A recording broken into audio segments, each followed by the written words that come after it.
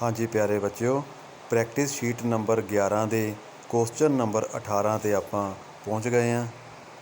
ਇਸ ਦੇ ਵਿੱਚ ਸਾਨੂੰ ਪੁੱਛਿਆ ਗਿਆ ਸੰਖਿਆਵਾਂ ਦਾ ਕਿਹੜਾ ਸਮੂਹ ਘੱਟ ਦੇ ਕ੍ਰਮ ਵਿੱਚ ਹੈ। ਪਹਿਲਾਂ ਅਸੀਂ ਇੱਕ ਅੰਕੀ ਸੰਖਿਆਵਾਂ ਦੇ ਨਾਲ ਘੱਟ ਦੇ ਕ੍ਰਮ ਨੂੰ ਸਮਝਣ ਦੀ ਕੋਸ਼ਿਸ਼ ਕਰਾਂਗੇ। ਹੁਣ ਆਪਾਂ ਇੱਕ ਅੰਕੀ ਸੰਖਿਆਵਾਂ ਦੀ ਗੱਲ ਕਰੀਏ। ਸਾਹਮਣੇ ਤੁਸੀਂ 5 ਇੱਕ ਅੰਕੀ ਸੰਖਿਆਵਾਂ ਦੇਖ ਰਹੇ ਹੋ ਲਿਖੀਆਂ ਹੋਈਆਂ ਕਿ ਇਹ ਘਟਦੇ ਕ੍ਰਮ ਦੇ ਵਿੱਚ ਹੈਗੀਆਂ। ਪਹਿਲੀ ਸੰਖਿਆ 9, ਅਗਲੀ ਸੰਖਿਆ ਉਸ ਤੋਂ ਛੋਟੀ ਹੈ, ਠੀਕ ਹੈ, ਅਗਲੀ ਸੰਖਿਆ ਉਸ ਤੋਂ ਛੋਟੀ, ਪਰ ਅਗਲੀ ਸੰਖਿਆ ਅਸੀਂ ਦੇਖ ਰਹੇ ਹਾਂ ਪਿਛਲੀ ਸੰਖਿਆ ਤੋਂ ਵੱਡੀ ਆ ਗਈ। ਘਟਦੇ ਕ੍ਰਮ ਦੇ ਵਿੱਚ ਬਾਅਦ 'ਚ ਆਉਣ ਵਾਲੀ ਸੰਖਿਆ ਛੋਟੀ ਹੋਣੀ ਚਾਹੀਦੀ ਹੈ, ਪਰ ਇੱਥੇ ਵੱਡੀ ਆ ਗਈ। ਇਸ ਦਾ ਮਤਲਬ ਇਹ ਸੰਖਿਆਵਾਂ ਘਟਦੇ ਕ੍ਰਮ ਦੇ ਵਿੱਚ ਨਹੀਂ ਹਨ। ਪਹਿਲੀ ਸੰਖਿਆ 9, ਅਗਲੀ ਸੰਖਿਆ ਉਸ ਤੋਂ ਛੋਟੀ ਹੈ, ਅਗਲੀ ਸੰਖਿਆ ਫਿਰ ਛੋਟੀ, ਅਗਲੀ ਸੰਖਿਆ ਛੋਟੀ, ਅਗਲੀ ਸੰਖਿਆ ਫਿਰ ਛੋਟੀ ਹੋ ਗਈ।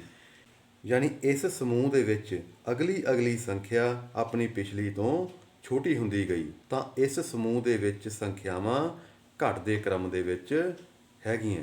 ਜੇਕਰ ਬੱਚਿਓ 2 ਅੰਕੀ ਸੰਖਿਆਵਾਂ ਦੀ ਗੱਲ ਕਰੀਏ, ਇਹਨਾਂ ਨੂੰ ਘਟਦੇ ਕ੍ਰਮ ਦੇ ਵਿੱਚ ਦੇਖਣਾ ਹੋਵੇ ਹੈਗੀਆਂ ਕਿ ਨਹੀਂ, ਤਾਂ ਇਹਨਾਂ ਦਾ ਖੱਬੇ ਪਾਸਿਓਂ ਪਹਿਲਾ ਅੰਕ ਅਸੀਂ ਮਿਲਾ ਲੈਣਾ। ਮਤਲਬ 7, 6, 3 ਤੇ 4 ਇਹਨਾਂ ਨੂੰ ਅਸੀਂ ਮਿਲਾਵਾਂਗੇ ਕਿ ਇਹ ਘਟਦੇ ਕ੍ਰਮ ਦੇ ਵਿੱਚ ਹੈਗੇ ਆ।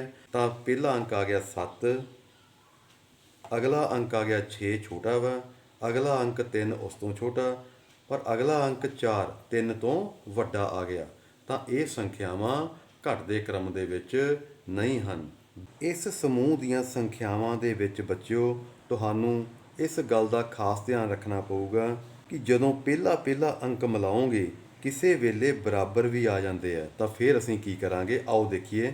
ਪਹਿਲਾਂ ਇਹਨਾਂ ਸੰਖਿਆਵਾਂ ਦਾ ਪਹਿਲਾ ਅੰਕ ਮਿਲਾਈਏ। ਪਹਿਲਾ ਅੰਕ 7, ਅਗਲੀ ਸੰਖਿਆ ਦਾ ਵੀ ਪਹਿਲਾ ਅੰਕ 7 ਆ ਗਿਆ, ਇਹ ਬਰਾਬਰ ਆ ਗਏ। ਜਦੋਂ ਬਰਾਬਰ ਆ ਗਏ ਤਾਂ ਇਹਨਾਂ ਦਾ ਫਿਰ ਅਸੀਂ ਦੂਸਰਾ ਅੰਕ ਮਿਲਾਵਾਂਗੇ। ਫਿਲਹਾਲ ਅਸੀਂ ਇਹਨਾਂ ਨੂੰ ਅੰਡਰਲਾਈਨ ਕਰ ਲੈਂਦੇ ਹਾਂ, ਬਾਅਦ ਚੋਂ ਇਹਨਾਂ ਦਾ ਦੂਸਰਾ ਅੰਕ ਮਿਲਾ ਲਾਂਗੇ, ਪਰ ਪਹਿਲਾਂ ਸਾਰੀਆਂ ਸੰਖਿਆਵਾਂ ਦਾ ਪਹਿਲਾ ਅੰਕ ਅਸੀਂ ਮਿਲਾ ਲਈਏ। 7 ਤੇ 7 ਬਰਾਬਰ ਆ ਗਏ। ਅਗਲੀ ਸੰਖਿਆ ਦਾ ਪਹਿਲਾ ਅੰਕ ਛੋਟਾ ਵਾ, ਠੀਕ ਹੈ, ਇਸ ਤੋਂ ਅਗਲੀ ਸੰਖਿਆ ਦਾ ਪਹਿਲਾ ਅੰਕ ਛੋਟਾ ਵਾ, ਤੇ ਇਸ ਤੋਂ ਅਗਲੀ ਸੰਖਿਆ ਦਾ ਪਹਿਲਾ ਅੰਕ ਬਰਾਬਰ ਆ 3 ਤੇ 3, ਇਹਨਾਂ ਨੂੰ ਵੀ ਅਸੀਂ ਅੰਡਰਲਾਈਨ ਕਰ ਲਿਆਂਗੇ। ਇਸ ਸਮੂਹ ਦੇ ਵਿੱਚ ਬੱਚਿਓ ਅਸੀਂ ਦੇਖਿਆ ਕਿ ਅਗਲਾ ਅੰਕ ਵੱਡਾ ਤਾਂ ਨਹੀਂ ਆਇਆ, ਪਰ ਬਰਾਬਰ ਆ ਗਏ। ਬਰਾਬਰ ਜਦੋਂ ਆ ਜਾਂਦੇ ਆ ਤਾਂ ਆਪਾਂ ਬਰਾਬਰ ਸੰਖਿਆਵਾਂ ਦਾ ਦੂਸਰਾ ਅੰਕ ਮਿਲਾ ਲੈਣਾ। ਤਾਂ ਦੂਸਰਾ ਅੰਕ ਜਦੋਂ ਮਿਲਾਇਆ ਤਾਂ 5, ਅਗਲਾ ਅੰਕ 2 ਛੋਟਾ ਆ ਗਿਆ, 3, ਅਗਲੀ ਸੰਖਿਆ ਦਾ ਦੂਸਰਾ ਅੰਕ 7 ਵੱਡਾ ਆ ਗਿਆ ਜੀ। ਤਾਂ ਇਹਦਾ ਮਤਲਬ ਇਹ ਸੰਖਿਆਵਾਂ ਘਟਦੇ ਕ੍ਰਮ ਦੇ ਵਿੱਚ ਨਹੀਂ ਹਨ। ਹੁਣ ਅਸੀਂ ਪ੍ਰੈਕਟਿਸ ਸ਼ੀਟ ਨੰਬਰ 11 ਦਾ ਕੁਐਸਚਨ ਨੰਬਰ 18 ਕਰੀਏ।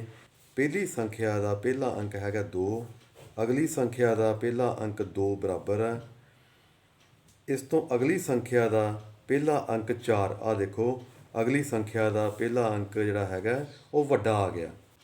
ਤਾਂ ਇਹਦਾ ਮਤਲਬ ਇਹ ਸੰਖਿਆਵਾਂ ਘਟਦੇ ਕ੍ਰਮ ਦੇ ਵਿੱਚ ਨਹੀਂ ਹਨ। ਹੁਣ ਅਸੀਂ ਦੂਸਰੇ ਸਮੂਹ ਦੀਆਂ ਸੰਖਿਆਵਾਂ ਦਾ ਪਹਿਲਾ ਅੰਕ ਮਿਲਾਈਏ ਖੱਬੇ ਪਾਸਿਓਂ। 4 4 ਬਰਾਬਰ 4 5, 5 ਵੱਡਾ ਆ ਗਿਆ। ਇਹ ਸੰਖਿਆਵਾਂ ਵੀ ਘਟਦੇ ਕ੍ਰਮ ਦੇ ਵਿੱਚ ਨਹੀਂ ਹਨ। 4 4 ਬਰਾਬਰ ਅਗਲੀ ਸੰਖਿਆ ਦਾ ਪਹਿਲਾ ਅੰਕ 3 ਛੋਟਾ ਆ ਗਿਆ, ਫਿਰ 3 ਬਰਾਬਰ ਆ ਗਿਆ, ਫਿਰ 2 ਛੋਟਾ ਆ ਗਿਆ, ਫਿਰ 2 ਬਰਾਬਰ ਆ ਗਿਆ। ਇਹਨਾਂ ਸੰਖਿਆਵਾਂ ਦਾ ਜਦੋਂ ਅਸੀਂ ਪਹਿਲਾ ਅੰਕ ਮਿਲਾਇਆ ਬੱਚਿਓ ਤਾਂ ਧਿਆਨ ਰੱਖੋਗੇ ਕਿ ਵੱਡਾ ਅੰਕ ਤਾਂ ਨਹੀਂ ਆਇਆ, ਪਰ ਬਰਾਬਰ ਆ ਗਏ। ਜਿਹੜੀਆਂ ਸੰਖਿਆਵਾਂ ਦੇ ਅੰਕ ਬਰਾਬਰ ਆਏ ਆ ਉਹਨਾਂ ਨੂੰ ਅਸੀਂ ਅੰਡਰਲਾਈਨ ਕਰ ਲਾਂਗੇ। ਇਹਨਾਂ ਨੂੰ ਅੰਡਰਲਾਈਨ ਕਰਨ ਤੋਂ ਬਾਅਦ ਅਸੀਂ ਇਹਨਾਂ ਦਾ ਦੂਸਰਾ ਅੰਕ ਮਿਲਾ ਦਾਂਗੇ 3, ਤੇ ਅਗਲੀ ਸੰਖਿਆ ਦਾ ਦੂਸਰਾ ਅੰਕ 2 ਛੋਟਾ ਆ ਗਿਆ। ਅਗਲੀਆਂ ਸੰਖਿਆਵਾਂ ਦੇ ਵਿੱਚ ਪਹਿਲੀ ਸੰਖਿਆ ਦਾ ਦੂਸਰਾ ਅੰਕ 4 ਤੇ ਅਗਲੀ ਸੰਖਿਆ ਦਾ ਦੂਸਰਾ ਅੰਕ 2 ਛੋਟਾ ਆ ਗਿਆ। ਪਹਿਲੀ ਸੰਖਿਆ ਦਾ ਦੂਸਰਾ ਅੰਕ 3 ਤੇ ਅਗਲੀ ਸੰਖਿਆ ਦਾ 4 ਵੱਡਾ ਆ ਗਿਆ। ਇਹਦਾ ਮਤਲਬ ਇਹ ਸਮੂਹ ਦੀਆਂ ਸੰਖਿਆਵਾਂ ਵੀ ਘਟਦੇ ਕ੍ਰਮ ਦੇ ਵਿੱਚ ਨਹੀਂ ਹਨ। 5 5 ਬਰਾਬਰ 5 4 ਛੋਟਾ ਆ ਗਿਆ, 4 4 3 3। ਇਹਨਾਂ ਸੰਖਿਆਵਾਂ ਦੇ ਵਿੱਚ ਪਹਿਲਾ ਅੰਕ ਜਦੋਂ ਮਿਲਾਇਆ ਤਾਂ ਵੱਡਾ ਨਹੀਂ ਆਇਆ ਪਰ ਬਰਾਬਰ ਆ ਗਏ। ਜਿਹੜੇ ਬਰਾਬਰ ਆਏ ਆ ਉਹਨਾਂ ਸੰਖਿਆਵਾਂ ਨੂੰ ਅਸੀਂ ਅੰਡਰਲਾਈਨ ਕਰ ਦਿਆਂਗੇ। ਹੁਣ ਅੰਡਰਲਾਈਨ ਸੰਖਿਆਵਾਂ ਦਾ ਦੂਸਰਾ ਅੰਕ ਅਸੀਂ ਮਿਲਾਵਾਂਗੇ। 4 3 ਛੋਟਾ ਆ ਗਿਆ, 5 3 ਛੋਟਾ ਆ ਗਿਆ, 5 ਤੋਂ ਬਾਅਦ 4 ਛੋਟਾ ਆ ਗਿਆ। ਤਾਂ ਇਸ ਤਰ੍ਹਾਂ ਬੱਚਿਓ ਸਾਰੀਆਂ ਸੰਖਿਆਵਾਂ ਦਾ ਦੂਸਰਾ ਅੰਕ ਵੀ ਛੋਟਾ ਆ ਗਿਆ। ਤਾਂ ਇਹ ਸੰਖਿਆਵਾਂ ਘਟਦੇ ਕ੍ਰਮ ਦੇ ਵਿੱਚ ਹੈਗੀਆਂ।